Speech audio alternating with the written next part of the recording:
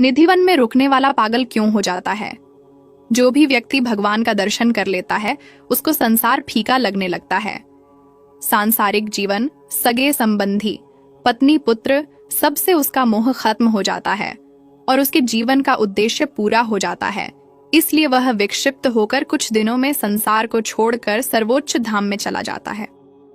निधिवन में भगवान कृष्ण की रास लीला से जुड़ी कथाएं मथुरा के सरकारी संग्रहालय में एक बंगाली भाषा में लिखा पत्र रखा हुआ है। यह पत्र बंगाल के एक व्यक्ति ने अपने गुरु को लिखा था, जिसने छिपकर कृष्ण और राधा को रास रचाते हुए देख लिया था। इस पत्र में लिखा है, गुरुजी, आप कहते थे कि निधिवन में भगवान रास रचाते हैं, लेकिन मैं आपकी बात पर भरोसा नहीं करता था। लेकिन जब मैं निधिवन में रात को रुका तो साक्षात बांके बिहारी का राधा रानी व गोपियों के साथ रास रचाते हुए दर्शन किया। अब मेरी जीने की कोई इच्छा नहीं है। मेरे जीवन का उद्देश्य पूरा हो गया। श्याम सुंदर की सुंदरता के आगे यह संसार तुच्छ है। वह व्यक्ति 3 दिन तक बेसुध जमीन पर पड़ा था और उसके मुंह से झाग निकल रहा था।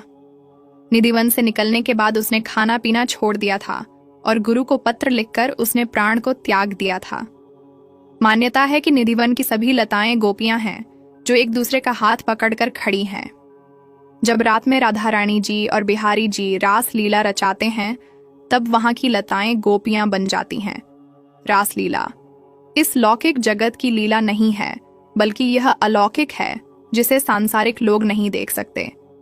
कहते हैं कि रात होते ही निधि वन में रहने वाले बंदर, पशु पक्षी सब बाहर निकल जाते हैं। जमीन पर रेंगने वाले कीट जमीन के अंदर समा जाते हैं। बहुत से साधु संत गोपियों और राधा रानी के नुपुर की ध्वनि सुन सकते हैं।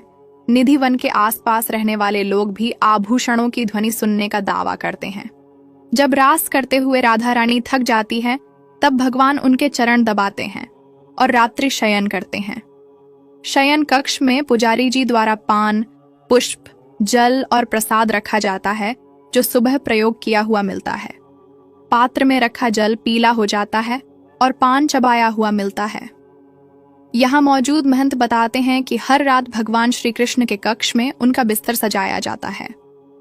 जब सुबह मंगला आरती के लिए पंडित उस कक्ष को खोलते हैं तो कमरे का सामान बिखरा हुआ मिलता है, अर्थात श्री कृष्ण राधा रानी विश्राम करते हैं।